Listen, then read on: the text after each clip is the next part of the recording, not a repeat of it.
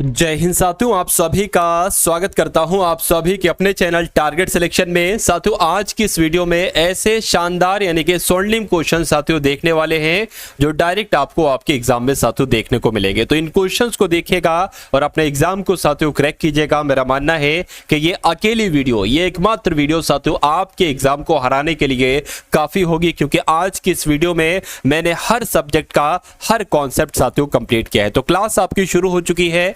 पहला सवाल आपकी स्क्रीन पर आ चुका है कि घोड़े के लिए साथियों तत्सम शब्द क्या होगा, बताइए। देखिए, घोड़ा एक तद्भव शब्द है, इसको तत्सम में क्या कहेंगे? घोड़क कहेंगे, घुटना कहेंगे? नहीं साथियों, घोटक कहा जाता है। तो कुल मिला के जिनका भी आंसर यहां पर है ऑप्शन नंबर सी के साथ, तो मैं कहूंगा कि बिल्कुल करेक्ट है। आपने शब्द सुना होगा शमश्रु।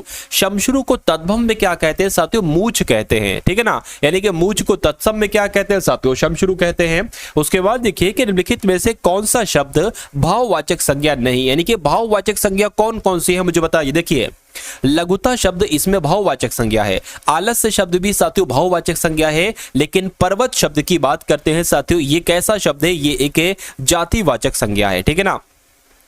ये एक जातिवाचक संज्ञा है। उसके अलावा सजावट की बात करें, इसमें भी साथियों भाव है, तो ये भी भाववाचक संज्ञा हो जाएगा। तो कुल मिला के जिनका भी आंसर यहां पर है ऑप्शन नंबर सी के साथ, तो मैं कहूंगा कि आपका आंसर बिल्कुल करेक्ट है। उसके बाद देखिए अगला सवाल है कि हमें किसी बूढ़े व्यक्ति के बुढ़ापे का तिरस्कार नहीं करना चाहिए, या किसी बूढ़े व्यक्ति के मोटापे का तिरस्कार नहीं करना चाहिए, या बूढ़ा का तिरस्कार नहीं करना चाहिए, या चाल चलन का तिरस्कार नहीं करना चाहिए। देखिए, अब यहां पर बूढ़ा व्यक्ति आया है। अरे भाई, तो बूढ़ा व्यक्ति आया है तो मोटापे का क्या काम? अगर यहां पर यह आता क्या कि हमें किसी मोटे व्यक्ति के मोटापे का तिरस्कार नहीं करना चाहिए, तो वो तो हम सही लगा देते। तो कुल मिला के चाल चलन ये भी गलत होगा, ये भी गलत होगा। यानी कि मैं कह सकता हूं कि अगर यहां पर बूढ़ा व्यक्ति आया है तो कुछ उससे संबंधित ही चीज होगी, यानी कि हमें किसी बूढ़े व्यक्ति के बुढ़ापे का तिरस्कार नहीं करना चाहिए। तो जिनका भी आंसर यहां पर जो लोग भी ऑप्शन नंबर ए के साथ, मैं कहूंगा कि आपका आंसर बिल्कुल करेक्ट है। उसके बाद देखिए साथियों कि अनिश्चयवाचक सर्वनाम का प्रयोग किस वाक्य में हुआ है मुझे बताइए। यानी कि आपका राइट आंसर साथियों यहां पर क्या हो सकता है, फटाफट आप लोग बता दीजिए। चलिए, अनिश्चयवाचक सर्वनाम का प्रयोग साथियों कहां पर हुआ है, यह आपसे पूछा जा रहा है। देखिए, वे गाड़ी के पास सो रहे हैं, ठीक है ना। कौन गाड़ी के पास सो रहे हैं, इसमें भी नहीं हुआ, इसमें भी। अनिश्चयवाचक सर्वनाम साथियों कौन से शब्द एक तरीके से कहलाए जाते हैं? अनिश्चयवाचक सर्वनाम। जैसे कि मान लीजिए एक तरीके से कोई आ जाए, ठीक है ना, तो कोई आ जाए साथियों, कुछ कोई आपका जो होता है वो अनिश्चयवाचक सर्वनाम के अंतर्गत होता है। तो यहां पर कौन आ गया, प्रश्नवाचक आ गया। यहां पर साथियों कौन आ गया, ठीक है ना, ये निश्चित निश्चयवाचक सर्वनाम है। तो कुल मिला के मैं कह सकता हूं कि कोई गाड़ी के पास आ गया, ये निश्चित नहीं कहा जा रहा है। अगर कहता सुरेश आ गया या मुकेश आ गया तो वहां पर साथियों एक तरीके से क्या हो जाता, नहीं होता। तो कुल मिला के कोई आ गया, तो इसलिए आपका साथियों अनिश्चयवाचक सर्वनाम हो जाएगा, ठीक है ना। अगर यहां पर साथियों आता कि यह गाड़ी के पास आ गया, तो यह आता या वह आता, तो साथियों वहां पर क्या होता, निश्चयवाचक सर्वनाम होता। लेकिन कोई शब्द आपका अनिश्चयवाचक सर्वनाम होता है। उसके बाद देखिए अगला सवाल है कि जयशंकर प्रसाद हिंदी के सर्वोत्तम रचनाकार हैं। यहां पर जो सर्वोत्तम शब्द है साथियों, इसमें किस टाइप के विशेषण है, ये आपसे साथियों पूछी जा रही है, मुझे बताइए। चलिए देखिए, अब यहां पर अगर बात करें कि जो जयशंकर प्रसाद है ना, ये सर्वोत्तम रचनाकार है। सर्वोत्तम यानी कि सबसे बेस्ट, सबसे उत्तम। तो यहां पर उनकी संख्या की विशेषता थोड़ी ना बताई जा रही भाई साहब, यहां पर परिमाण की भी नहीं बताई जा रही है, सार्वनामिक भी नहीं होगा। जयशंकर प्रसाद का एक गुण बताया जा रहा है यहां पर कि वो भैया सर्वोत्तम रचनाकार हैं। तो मैं कह सकता हूं कि सर्वोत्तम शब्द में कैसी विशेषण होगा, सर्वोत्तम शब्द में गुणवाचक विशेषण होगा। यानी कि जिनका आंसर यहां पर ए था, तो बिल्कुल करेक्ट था। उसके बाद देखिए, निम्नलिखित वाक्यों में से किस वाक्य में सकर्मक क्रिया है मुझे बताइए। अगर बात करें साथियों नाचना, नाच रहा है, वह सीता रोती है, सीता रोती है, ठीक है ना। शेर जंगल में रहता है, मैंने आभा को पुस्तक दी है। तो देना एक तरीके से सकर्मक क्रिया होता है। अब क्या दिया है, यानी कि पुस्तक दी है। उसके अलावा रोना, नाचना, रहना, एक तरीके से साथियों मैं कह सकता हूं ये सारी आपकी आकर्मक क्रिया हो जाएगी, ये आपकी सकर्मक क्रिया हो जाएगी। तो यही आपका बिल्कुल करेक्ट आंसर। उसके बाद देखिए दो शब्द यहां पर लिखे हुए हैं, मैं और मैंने। ये दोनों कैसे शब्द हैं, सर्वनाम है। कह रहे हैं कि मैं का बहुवचन बताओ और मैंने का बहुवचन बताओ। तो अच्छा क्वेश्चन है साथियों, आपके एग्जाम में आपसे पूछा जा सकता है, मुझे बताइए। देखिए, अब कुछ लोग होते होंगे साथियों, कहते होंगे भाई मैं तो ये काम नहीं करता, यानी कि वो लोग किसका इस्तेमाल करते हैं, मैं का। और कुछ लोग होते हैं कहते हैं कि भाई हम तो ये काम नहीं करते। तो ये क्या है साथियों, ये एक वचन है और ये उसका बहुवचन हो जाएगा। ठीक है, कुछ लोग कहते हैं कि भाई मैंने वो काम किया था, मैं ये काम करता हूं, मैंने वो काम किया था। लेकिन कुछ लोग कहते हैं कि हमने वो काम किया था। तो कुल मिला के मैंने एक वचन हो जाएगा, उसका बहुवचन क्या हो जाएगा, हमने हो जाएगा। तो मैं कह सकता हूं कि हम और हमने कहां पर लिखा हुआ है, ऑप्शन नंबर ए में लिखा हुआ है। तो जिनका आंसर यहां पर ऑप्शन नंबर ए है तो बिल्कुल करेक्ट है भाई, बहुत बढ़िया, वेरी गुड क्लास। साथियों जिन लोगों ने भी अभी तक इस वीडियो को लाइक नहीं किया, आप सभी लोगों से मैं रिक्वेस्ट करूंगा कि इस क्लास को एक बार आप लोग लाइक कर दीजिए। उसके बाद देखिए अगला सवाल है कि अपने पड़ोसियों के बराबर मिलते जुलते रहना चाहिए क्रिया की दृष्टि से वाक्य में अशुद्ध शब्द क्या है, मुझे बताइए। यानी कि अशुद्ध शब्द की अगर बात करें साथियों, मुझे बताइए क्या आपका अशुद्ध है, बताइए। देखिए अपने पड़ोसियों से बराबर मिलते जुलते रहना चाहिए, क्या होना चाहिए साथियों, रहनी नहीं, रहना चाहिए, ये होना चाहिए। तो मैं कहूंगा कि दिक्कत जो है वो ऑप्शन नंबर बी वाले में है, रहनी नहीं बल्कि रहना होना चाहिए। उसके बाद देखिए अगला सवाल है, आपसे पूछा जा रहा है साथियों, मुझे बताइए कि इसका राइट आंसर क्या होगा। मैंने उससे किताब लिखी, ठीक है ना, क्या लिखा हुआ है साथियों, मैंने उससे किताब लिखी। तो इसको आपको बताना है कि प्रेरणार्थक क्रिया की दृष्टि से वाक्य में अशुद्ध शब्द कौन सा है, मुझे बताइए।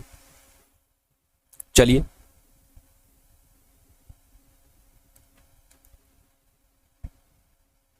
चलिए देखिए, मैंने उससे किताब क्या होना चाहिए, लिखवाई, ये होना चाहिए। क्योंकि प्रेरणार्थक में क्या होता है, खुद आप काम नहीं करोगे, आप दूसरे से काम करवाओगे। यानी कि मैंने उससे किताब लिखवाई, तो इस लिखी की जगह पर साथियों क्या होना चाहिए, साथियों लिखवाई होना चाहिए। तो कुल मिला के मैं कह सकता हूं कि अशुद्ध शब्द कौन सा है साथियों, ये वाला आपका अशुद्ध शब्द हो जाएगा। यानी कि जिनका आंसर यहां पर है ऑप्शन नंबर डी के साथ, तो बिल्कुल करेक्ट भाई, बहुत बढ़िया, वेरी गुड क्लास। अगर बात करें साथियों यहां पर देखिए भाई साहब, यहां पर अगर बात करें, दो पीडीएफ आपके लिए तैयार की गई है किस एग्जाम को क्रैक करने के लिए पूरी तरीके से साथियों, यूपी पुलिस एग्जाम की अगर बात करें जो आपका 23 अगस्त से आरंभ है, इसको क्रैक करने के लिए दो तरह की पीडीएफ हैं।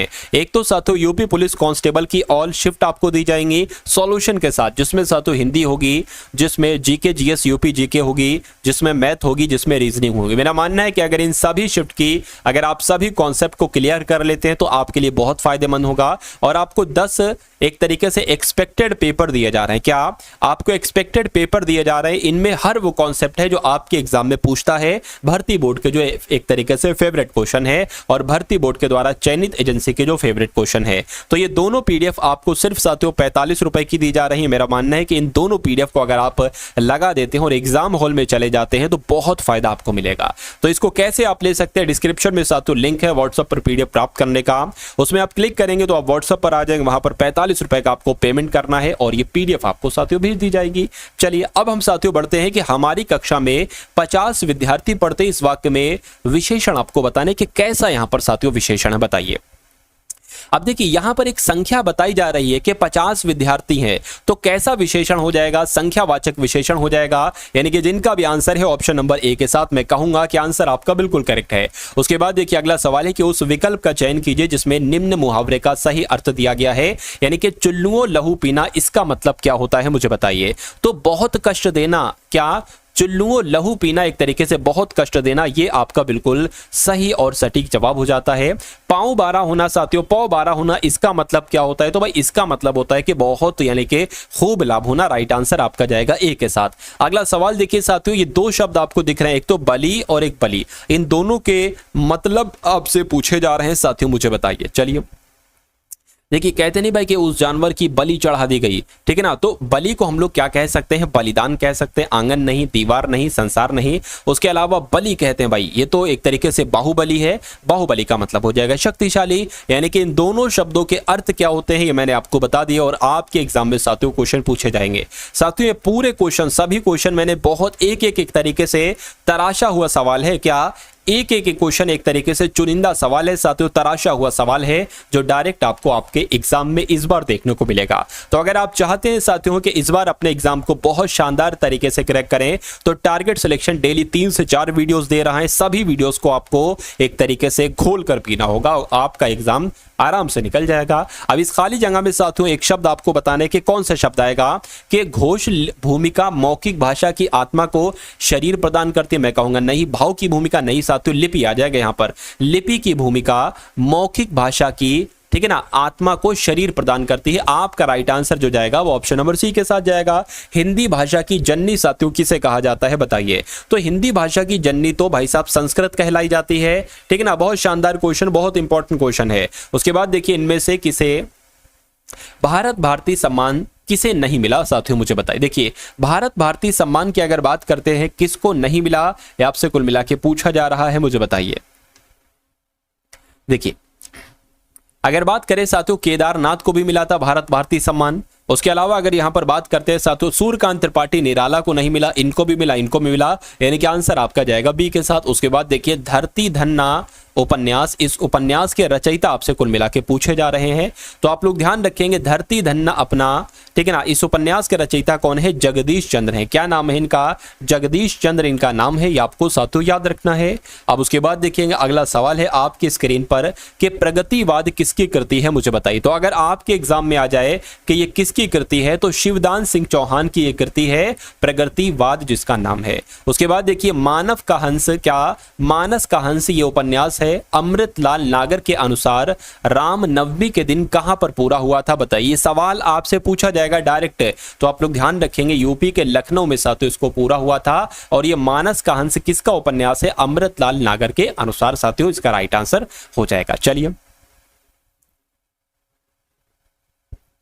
अब उसके बाद देखिए अगला सवाल है आपकी स्क्रीन पर, मुझे बताइए कि बुद्ध की मूर्तियों की सबसे बड़ी खूबी वह धीमी सी मुस्कान है जो उसके होठों के आसपास खेलती रहती है। उपयुक्त कथन किस उपन्यास का? ऐसे भी सवाल आपसे पूछे गए हैं, तो ये साथियों तमस उपन्यास का है। किसका? एक तरीके से अगर बात करें साथियों तमस उपन्यास का है, ये आप लोग साथियों ध्यान रखेंगे। और ये उपन्यास किसका है? ये भीष्म साहनी का है। ये किसका है? ये साथियों भीष्म साहनी का उपन्यास है, ये भी आपको मालूम होना चाहिए। उसके बाद देखिए पुस्तकालय में शोर मचाना मना है, ये किस प्रकार का वाक्य है, मुझे बताइए। मैंने आपको बताया था साथियों, मैंने आपको क्या बताया था? मैंने आपको बताया था कि अगर किसी वाक्य में नहीं आ जाए तो साथियों क्या आप लगा दो पुस्तकालय में शोर मचाना मना है, नहीं आ जाए या मनादी की जाए किसी वाक्य में कि तुम्हें ये काम नहीं करना है, तो हमेशा साथियों वो कैसा वाक्य होता है? एक निषेधवाचक वाक्य होता है, यानी कि नेगेटिव वाक्य होता है। तो जिनका आंसर जो लोग भी हैं ऑप्शन नंबर ए के साथ, तो बिल्कुल करेक्ट है। उसके बाद देखिए अगला सवाल है कि शब्द जब वाक्य में प्रयुक्त होने की योग्यता प्राप्त कर लेता है तो उस शब्द को क्या कहा जाता है? देखिए अगर कोई वाक्य लिखा हुआ है पूरा और कोई शब्द है, मान लीजिए साथियों ये एक क्या है, ये एक शब्द है ना, लेकिन अगर ये अलग लिखा हुआ है, बिल्कुल अलग लिखा हुआ है, तो हम इसको शब्द कहेंगे। लेकिन अगर ये चीज किसी वाक्य में इस्तेमाल हो जाएगी तो ये शब्द नहीं होगा, ये एक पद हो जाएगा। क्या हो जाएगा? पद हो जाएगा। तो इसमें जितने भी शब्द आप देख रहे हैं जो कि वाक्य में है, ये हर एक शब्द साथियों पद है। क्या है? पद है। तो कुल मिला के यही आपसे पूछा जा रहा है कि शब्द जब वाक्य में प्रयुक्त होता है तो वो पद कहलाया जाता है, यानी कि जिनका आंसर ऑप्शन नंबर सी है, तो मैं कहूंगा कि आपका आंसर बिल्कुल करेक्ट है। उसके बाद देखिए महाशय का साथियों संधि विच्छेद क्या होगा? तो अगर बात करें साथियों महा हो जाएगा और धन आशय हो जाएगा। ऐसा कहां पर लिखा हुआ है साथियों? ऐसा ऑप्शन नंबर बी में लिखा हुआ है, जिनका आंसर यहां पर है बी के साथ, तो बिल्कुल करेक्ट है। उसके बाद देखिए गंगोदक की अगर बात करें इसका संधि विच्छेद क्या होगा, मुझे बताइए। चलिए देखिए इसमें अगर बात करें साथियों, इसमें ठीक है ना, इसमें गंगाधन उदक हो जाएगा। और गंगाधन उदक कहां पर लिखा हुआ है? ऑप्शन नंबर बी में लिखा हुआ है, यानी कि आपका राइट आंसर भी हो जाता है। सही शब्द रूप मुझे बताइए, यानी कि परिणति कैसे लिखा जाता है? तो परिणति कैसे लिखा जाता है साथियों? जैसे आपका ऑप्शन नंबर ए में लिखा हुआ है, परिणति ऐसे लिखा जाता है। उसके बाद देखिए अशुद्ध शब्द का चयन कीजिए, यानी कि जो गलत शब्द है उसके बारे में आपसे यहां पर कुल मिला के पूछा जा रहा है, मुझे बताइए। चलिए क्या आपका साथियों बिल्कुल सही जवाब हो सकता है? देखिए और मुझे बताइए कि आपका राइट आंसर साथियों क्या है। चलिए देखिए प्रज्वलित सही है, प्रोज्वल भी एक तरीके सही, गत्यवरोध भी सही है, लेकिन भवनिष्ठ गलत लिखा हुआ है। भावनिष्ठ शब्द होता है, यानी कि जो शुद्ध शब्द होता है ना साथियों, वो क्या होता है? वो साथियों भावनिष्ठ होता है, ये आपको ध्यान रखना है। उसके बाद देखिए अगला सवाल है कि इनमें से कौन सा शब्द स्त्रीलिंग है? तो साथियों स्त्रीलिंग शब्द का चयन कीजिए। देखिए फुटपाथ कैसा है? पुल्लिंग हो जाएगा। स्कूल कैसा है? पुल्लिंग हो जाएगा। और स्टोव कैसा है? पुल्लिंग हो जाएगा। लेकिन केतली कैसी है? ये आपका स्त्रीलिंग होगा, यानी कि स्त्रीलिंग होगा। तो यही आपका बिल्कुल करेक्ट आंसर हो जाता। उसके बाद देखिए कि निम्नलिखित में से पुल्लिंग शब्द कौन सा है, मुझे बताइए। इसमें से पुल्लिंग शब्द आपसे पूछा जा रहा है। देखिए, जड़ता कैसी है, स्त्रीलिंग है। घटना कैसी है, स्त्रीलिंग है। बुढ़ापा कैसा है, पुल्लिंग हो जाएगा। तो कुल मिला के अगर आपका राइट आंसर यहां पर है ऑप्शन नंबर सी के साथ, तो मैं कहूंगा कि आपका आंसर बिल्कुल करेक्ट है। उसके बाद देखिए, अंक में स्थान पाया हुआ, ठीक है ना, वाक्यांश के लिए एक शब्द साथियों क्या होता है, मुझे बताइए। देखिए, अंक का मतलब होता है गोद। क्या इसका मतलब होता है, गोद, यानी कि गोद में अगर किसी को स्थान मिल जाए तो उसको क्या कहा जाता है, अंकस्थ कहा जाता है। ये टॉप ट्रेंडिंग वाला सवाल है साथियों, आपसे पूछा जा सकता है। चलिए, अकिंचन किसे कहते हैं, जो बहुत गरीब होता है उसको अकिंचन कहते हैं। उसके अंडज की अगर बात करें साथियों, जो अंडे से उत्पन्न जीव है उसको अंडज कहेंगे। और अंकुर का मतलब होता है साथियों एक तरीके से कली या बीज भी एक तरीके से हम लोग कह सकते हैं। उसके बाद देखिए अगला सवाल है कि बेलारूस की राजधानी कौन सी है, मुझे बताइए। तो अब आपके साथियों जीके जीएस के सवाल यहां से शुरू हो चुके हैं, तो आप लोग देखिएगा इन जीके जीएस के क्वेश्चंस को और मुझे बताइएगा कि कितना स्कोर और कितनी तैयारी आपकी यहां पर जो है ना वो हो चुकी है। चलिए भाई, तो देखते हैं साथियों, यहां पर अगर बात करें बेलारूस की राजधानी के बारे में आपसे यहां पर पूछा जा रहा है, तो बेलारूस की राजधानी साथियों मुझे बता दीजिए कि क्या आपका बिल्कुल सही जवाब हो सकता है। भाई बहुत बढ़िया, वेरी गुड क्लास। तो अगर आपका राइट आंसर यहां पर मिन्स्क के साथ है तो मैं कहूंगा बिल्कुल सही आपका राइट आंसर हो जाएगा, ठीक है ना। यानी कि बेलारूस की राजधानी साथियों मिन्स्क है। चलिए, उसके बाद देखिए अगला सवाल है कि उत्तर प्रदेश दिवस साथियों कब मनाया जाता है। देखिए, उत्तर प्रदेश दिवस की अगर बात करते हैं, ये साथियों कब मनाया जाता है, तो ये 24 जनवरी को मनाया जाता है। बाई चांस अगर ऑप्शन में 1 नवंबर आ जाए, 24 जनवरी ना हो तो 1 नवंबर आपको लगा देना है, क्योंकि उत्तर प्रदेश दिवस 1 नवंबर को भी मनाया जाता है। उसके बाद देखिए अगला सवाल है साथियों, पीली क्रांति किसके उत्पादन से संबंधित है, मुझे बताइए। तो पीली क्रांति तो तिलहन के उत्पादन से संबंधित है, राइट आंसर आपका जाएगा बी के साथ। उसके बाद देखिए अगला सवाल है, आपसे पूछा जा रहा है साथियों, उत्तर प्रदेश में प्रथम राष्ट्रपति शासन कब लागू किया गया था। तो ये कब लागू किया गया था, 25 फरवरी 1968 को उत्तर प्रदेश में प्रथम राष्ट्रपति शासन को साथियों लागू किया गया था। और अभी तक उत्तर प्रदेश में राष्ट्रपति शासन कितनी बार लग चुका है, 10 बार लग चुका है। अगला सवाल है साथियों, आपके स्क्रीन पर देखिए और मुझे बताइए कि राजा हर्षवर्धन की राजधानी इसमें से कौन सी थी। पाटलिपुत्र थी, नहीं साथियों कन्नौज थी। ये सवाल बहुत आपसे पूछा जाता है कि हर्षवर्धन की राजधानी क्या थी, तो पाटलिपुत्र ही साथियों हर्षवर्धन की राजधानी थी। उसके बाद देखिए अगला सवाल है साथियों कि भारत में गणतंत्र दिवस 2024 समारोह में जो मुख्य अतिथि आए थे साथियों, उनका नाम क्या था। जर्मन के चांसलर एंजेला मर्केल नहीं साथियों, ये फ्रांस के राष्ट्रपति आए थे, इमैनुअल मैक्रोन। तो कुल मिला के राइट आंसर आप लोग ध्यान रखेंगे, आपसे एग्जाम में पूछा जा सकता है साथियों ये सवाल। उसके बाद देखिए अगला सवाल है कि भारत के संविधान के तहत निम्नलिखित में से कौन सा एक मौलिक अधिकारों के साथ साथ एक मानव अधिकार भी है, मुझे बताइए। तो यहां पर आपका साथियों राइट आंसर क्या होगा, मैं कह सकता हूं कि भारत के संविधान के तहत मौलिक अधिकारों के साथ साथ एक मानव अधिकार भी है। तो शिक्षा का अधिकार एक मौलिक अधिकार भी है और मानव अधिकार भी इसको हम लोग कह सकते हैं। चलिए, उसके बाद देखिए कि भारतीय राष्ट्रीय कांग्रेस के पहले मुस्लिम अध्यक्ष कौन थे, मुझे बताइए।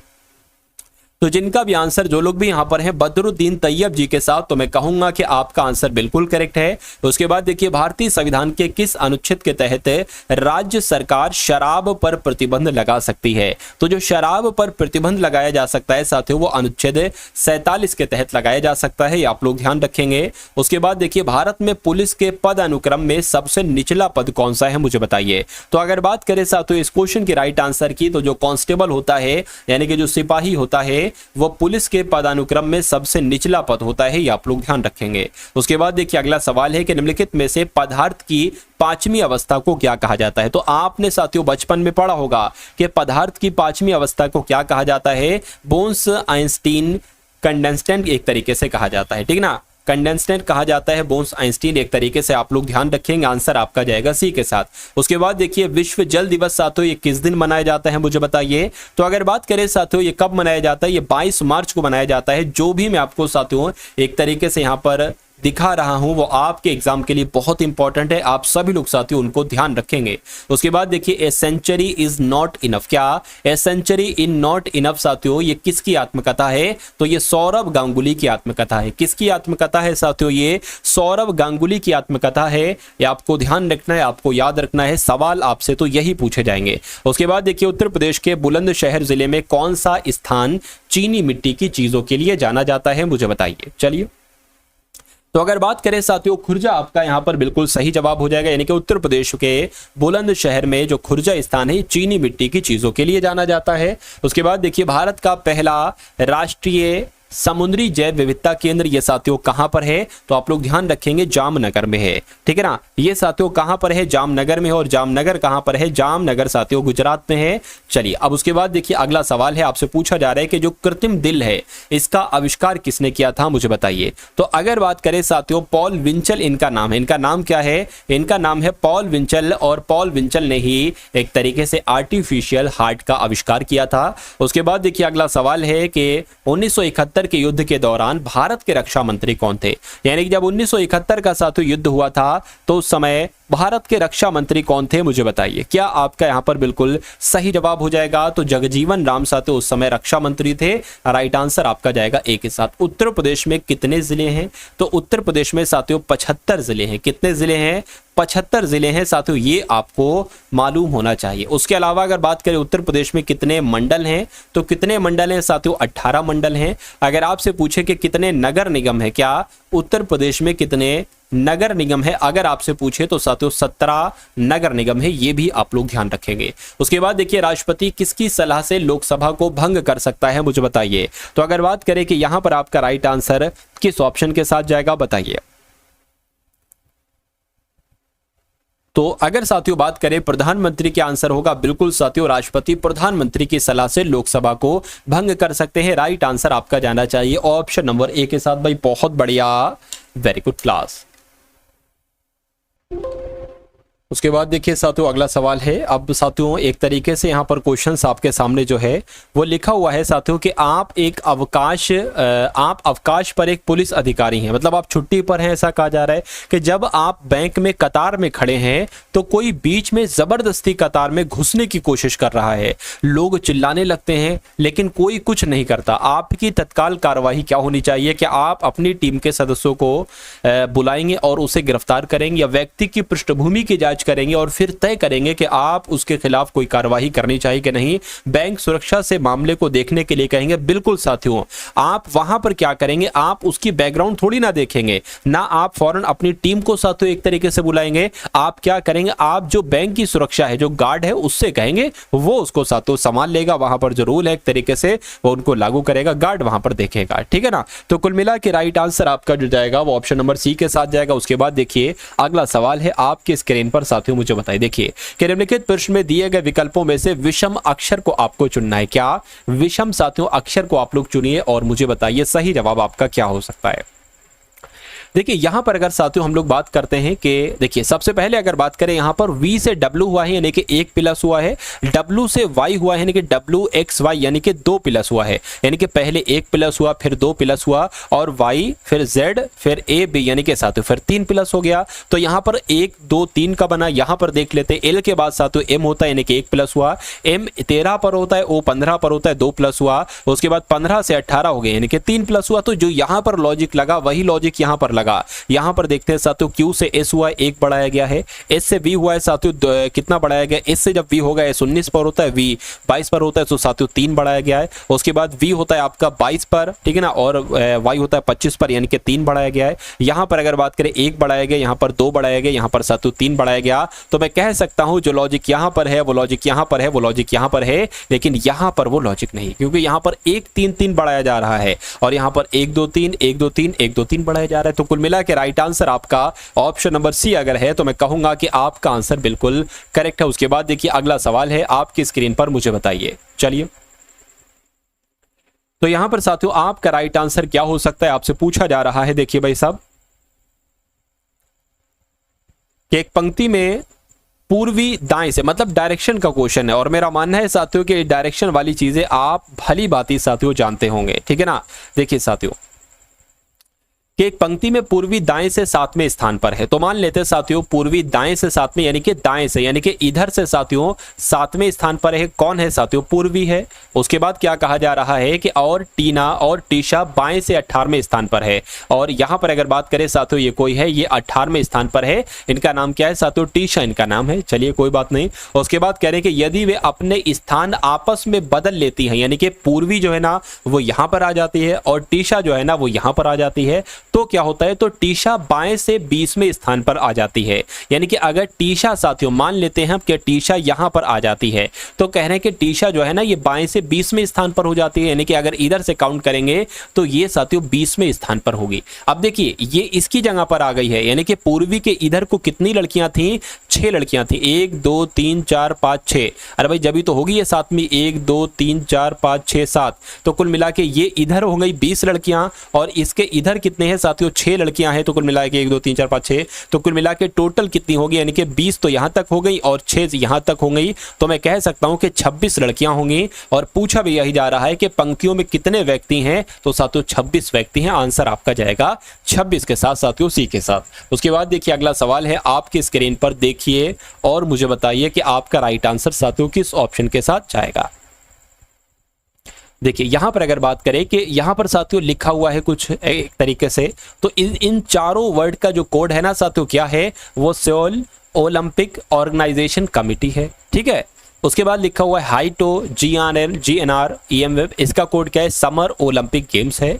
उसके बाद ESM SDR, हाइटो का कोड क्या है, मॉडर्न गेम्स हिस्ट्री है। आपसे पूछा जा रहा है कि समर का कोड क्या होगा। क्या आपसे कुल मिला के यहाँ पर साथियों अगर बात करते हैं, आपसे पूछा क्या जा रहा है कि आपसे पूछा इतना जा रहा है कि समर का कोड क्या होगा। तो इस सवाल को आप कैसे करोगे, अब ध्यान दीजिए साथियों, आपसे पूछा जा रहा है कि समर का कोड क्या होगा। अब ये आप देख लो कि समर कहां कहां पर है। ठीक है ना, क्या देख लो साथियों, आप ये देख लो कि आपका आखिर समर कहां कहां पर है। चलिए अब समर की अगर बात करें तो समर सिर्फ यहां पर है। ठीक है ना, यानी कि अब इसका कोड क्या हो सकता है, या तो समर का कोड हाइटो हो सकता हो GNR हो सकता हो EMF हो। लेकिन हम क्या करेंगे, सबसे पहले ओलंपिक का और गेम्स का कोड निकाल लेंगे, फिर जो बचेगा वो समर का ही कोड होगा। यानी कि हमें साथियों सबसे पहले ओलंपिक का, ठीक है ना, ओलंपिक का और उसके अलावा साथियों गेम्स का कोड यहां पर हमें निकालना होगा। तो ओलंपिक्स की अगर साथियों बात करते, एक ओलंपिक कहां पर है और दूसरा ओलंपिक कहां पर है। देखिए एक ओलंपिक साथियों ये है, यानी कि इसमें से,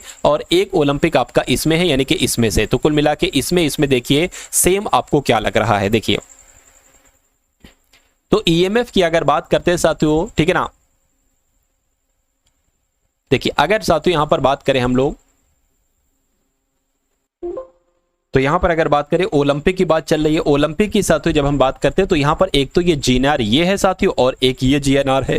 ठीक है ना, ओलंपिक देखिए साथियों, ये ओलंपिक इसमें भी है, यानी कि ओलंपिक का कोड इसमें से होगा जो कि ये है, और ओलंपिक साथियों इसमें भी है। और इसकी अगर बात करें इसमें से क्या क्या सेम है, GNR यहां भी, GNR यहां भी है, यानी कि ओलंपिक का कोड साथियों GNR होगा। यानी कि मैं कह सकता हूं साथियों क्या कि अब अगर बात करें ये आंसर नहीं हो सकता। मैंने आपको बताया था कि आंसर साथियों किसमें से होगा, आंसर की अगर बात करें समर का कोड हाइटो EMF या GNR होगा। अब GNR नहीं होगा। अब देखिए साथियों गेम्स का एक तरीके से अगर बात करते हैं साथियों, गेम्स कहां कहां पर है, गेम्स का कोड हटाइए, एक तो गेम्स यहां पर है और एक साथियों गेम्स यहां पर है। तो इसमें साथियों क्या क्या सेम है, एक तरीके से देखिए हाइटो सेम है, यानी कि एक तो हाइटो साथियों यहां पर है ये, और उसके अलावा एक ये है, यानी कि हाइटो की अगर बात करें तो हाइटो भी साथियों यहां पर से जो होगा वो एक तरीके से कट हो जाएगा, ये भी साथियों कट हो गया। तो बचा क्या, EMF बचा।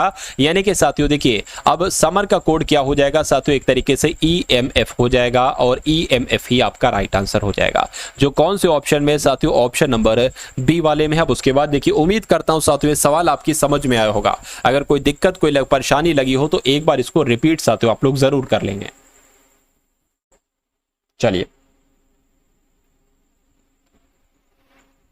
अब उसके बाद देखिए अगला सवाल है कि MNA है, उसके बाद WDB है, उसके बाद EVA है, उसके बाद KPB है, उसके बाद OLA है। तो इसमें आपसे पूछा यह जा रहा है कि इसके बाद कौन से वो 3 लेटर आएंगे। देखिए यहां पर एक चीज देखिए साथियों, AB फिर AB फिर AB, तो कुल मिला के यहां पर अब A है ना, तो जाहिर सी बात है कि यहां पर B ही आएगा, और B एक तो इस ऑप्शन में, एक साथियों इस ऑप्शन में है। इतनी बात आपको समझ में आ गई, ठीक है ना।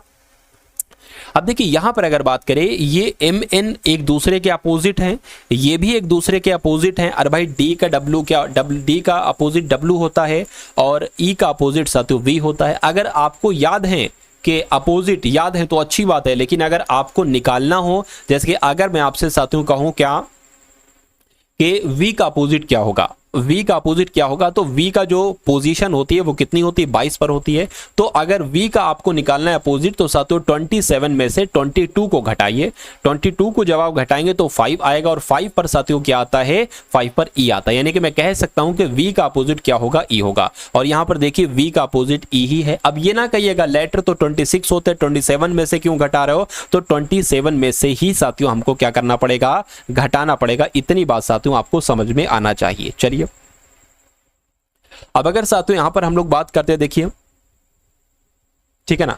अब अगर साथियों बात करते हैं तो यहां पर b आगे, इतनी बात आपको समझ में। अब देखिए ये भी अपोजिट है एक तरीके से। अब यहां पर आपको ये देखना है कि कौन किसका अपोजिट है।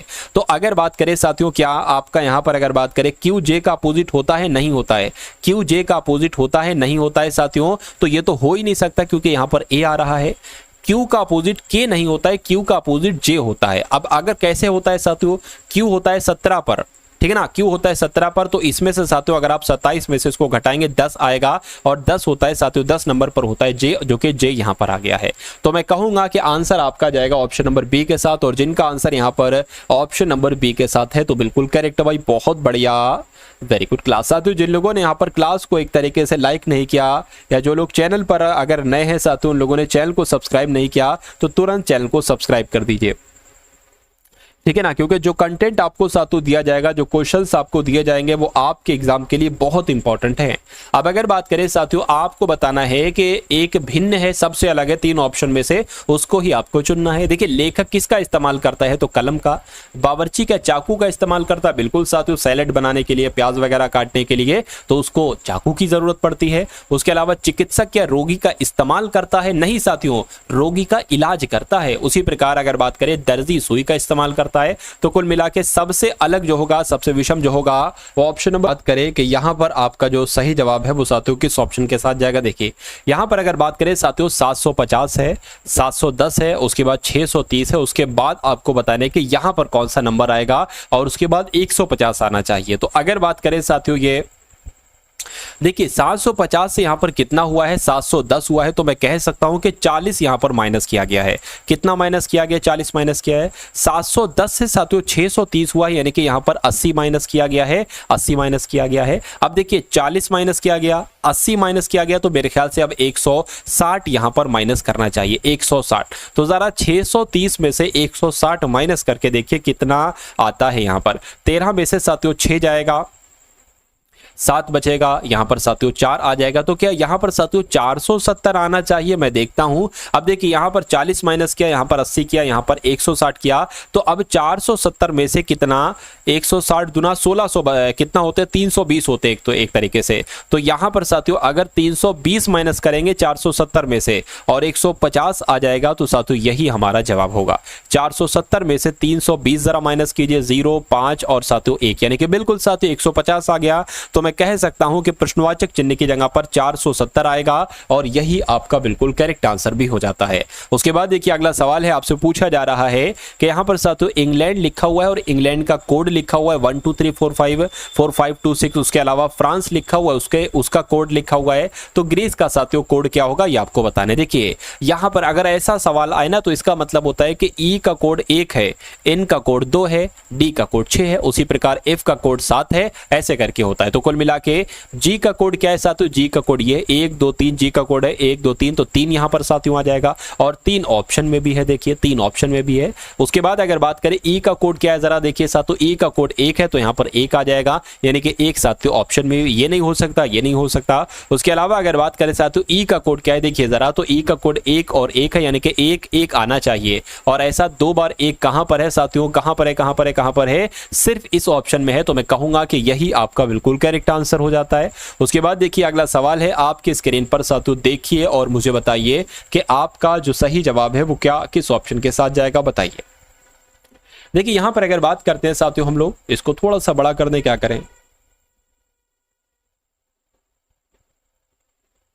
देखिए यहां पर अगर बात करें, लिखा हुआ है कि बिंदु एल बिंदु आर के दक्षिण में है, यानी कि बिंदु एल जो है ना साथियों, बिंदु एल ये आर के दक्षिण में है। तो मान लीजिए आर अगर हम यहां बनाए, तो आर के दक्षिण में क्या है साथियों, एल है, बिल्कुल इतना हो गया।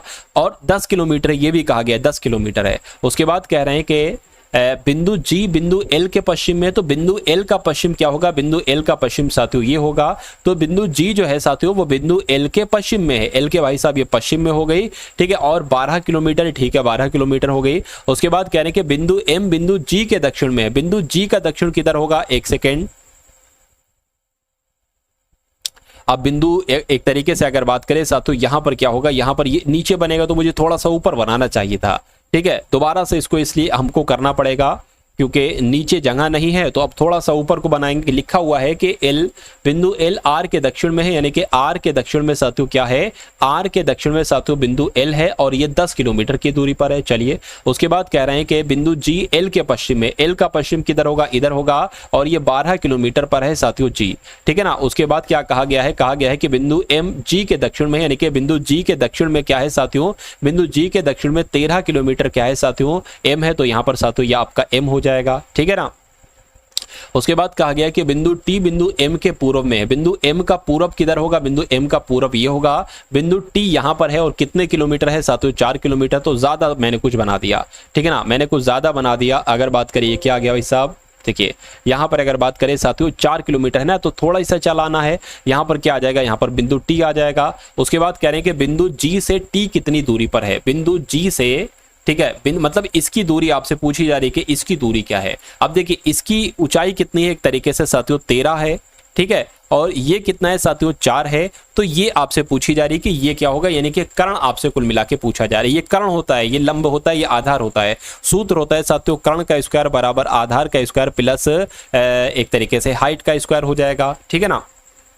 चलिए अगर बात करते हैं साथियों, यहां पर अगर बात करें कर्ण हमें याद करना है, इनके के का स्क्वायर याद करना है। आधार कितना है साथियों 4 है, यानी कि 4 का स्क्वायर प्लस हाइट कितनी है, लंबाई ऊंचाई एक तरीके से कह सकते हैं 13 है, यानी कि 13 का स्क्वायर हो जाएगी, यानी कि 4 चौक 16 और 13 का स्क्वायर कितना होता है 169, यानी कि के स्क्वायर बराबर कितना आ जाएगा जरा 169 और 169 और 16 को जब आप साथियों जोड़ेंगे तो कितना आएगा, कितना है 185 आएगा। तो के स्क्वायर बराबर 185 आ गया। अब यहाँ पर स्क्वायर लगा है तो के बराबर कितना हो जाएगा, अंडर रूट 185 हो जाएगा, यानी कि इसकी जो लंबाई निकलेगी वो रूट 185 निकलेगी। तो क्या रूट 185 ऑप्शन में है, बिल्कुल साथियों ऑप्शन में है। तो यही आपका साथियों क्या होगा, बिल्कुल करेक्ट आंसर हो जाता भाई, बहुत बढ़िया, वेरी गुड क्लास। चलिए साथियों उसके बाद देखिए अगला सवाल है, आपकी स्क्रीन पर देखिए और मुझे बताइए कि अब यहां पर आपका जो सही जवाब होगा वो साथियों किस ऑप्शन के साथ जाएगा, बताइए।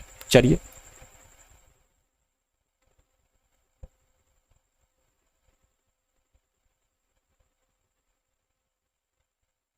देखिए अब यहां पर अगर साथियों बात करते हैं हम लोग क्या कैसे क्या होगा, देखिए बहुत सिंपल सा आसान है, कुछ नहीं इसमें है। क्या इस सवाल में साथियों कुछ नहीं है, बस आपको थोड़ा सा साथियों ध्यान से देखना है। इसको इधर कर देते हैं, इसको थोड़ा सा क्या कर देते हैं साथियों, इसको थोड़ा सा बड़ा कर देते हैं और इसको भी क्या कर देते हैं साथियों, बड़ा करने की कोशिश करते हैं हम लोग, ठीक है।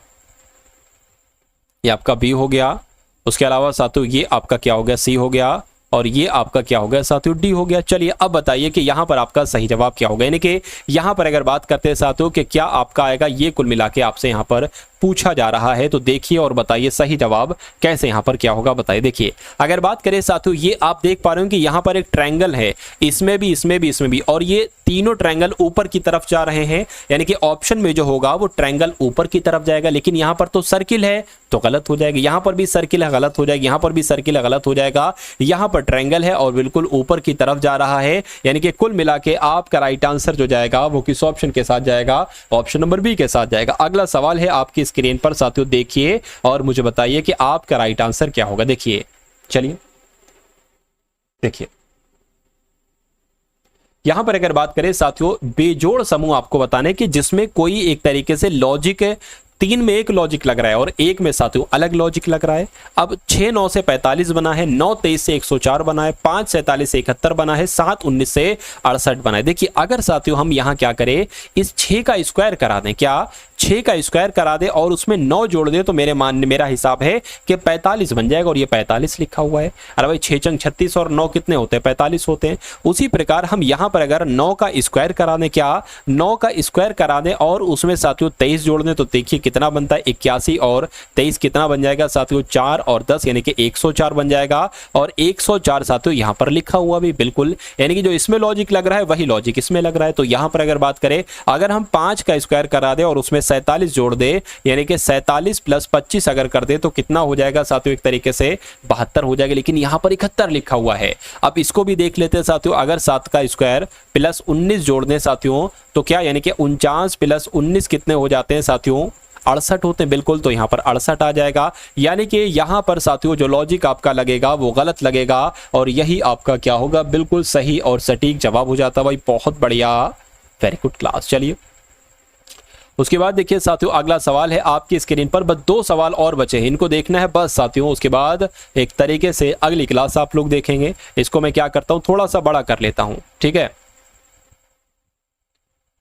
अब अगर बात करते हैं साथियों कि इस क्वेश्चन की अगर बात करें कि कुछ लिखा हुआ है कि ऐसे कितने व्यंजन हैं जिनमें से प्रत्येक के ठीक पहले एक स्वर है और ठीक बाद में एक स्वर है, यानी कि एक स्वर होना चाहिए, यानी कि वॉवेल होना चाहिए, उसके बाद एक व्यंजन होना चाहिए, कॉन्सोनेंट होना चाहिए और उसके बाद एक स्वर होना चाहिए। ऐसे आपसे पूछी जा रही है, कितने बार है मुझे बताइए। देखिए ये आपका एक कॉन्सोनेंट हो गया, कॉन्सोनेंट के बाद स्वर आ गया, नहीं यहाँ पर भी नहीं। यहाँ पर अगर बात करें साथियों देखिए एक ये स्वर है और ये एक व्यंजन है और फिर एक क्या आ गया साथियों, फिर एक तरीके से स्वर आ गया, तो ये एक जोड़ी बन जाएगी स्वर व्यंजन स्वर वाली। उसके बाद अगर बात करें यहाँ पर नहीं साथियों, देखिए अब यहाँ पर मिल गया एक स्वर है, ये व्यंजन है, ये स्वर है, यानी कि एक जोड़ी हमें यहाँ पर मिल जाएगी। उसके बाद अगर बात करें साथियों ओ, ठीक है ना, आई स्वर है, ये व्यंजन है, एक ये साथियों स्वर मिल गया, तो एक ये जोड़ी हमें साथियों यहां पर मिल जाएगी। तो मैं कह सकता हूं कि 3 बार ऐसा आया है कि स्वर व्यंजन स्वर, तो 3 आपका बिल्कुल सही जवाब हो जाएगा।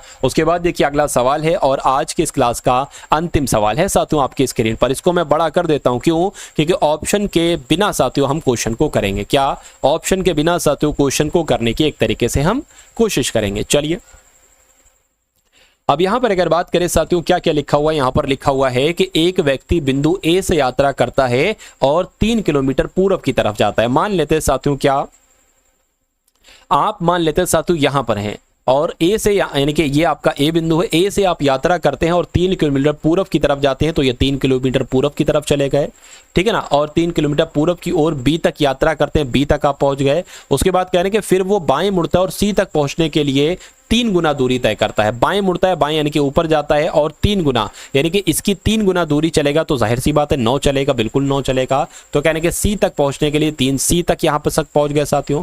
उसके बाद कह रहे हैं कि फिर से बाईं ओर मुड़ता है और ए और बी के बीच की तय गई दूरी के 5 गुना चलता है। ए और बी के बीच की दूरी के 3 किलोमीटर, इसकी 5 गुना दूरी चलता है, तो मैं कह सकता हूं 15 किलोमीटर चलेगा, तो 15 किलोमीटर चल गया, ठीक है ना।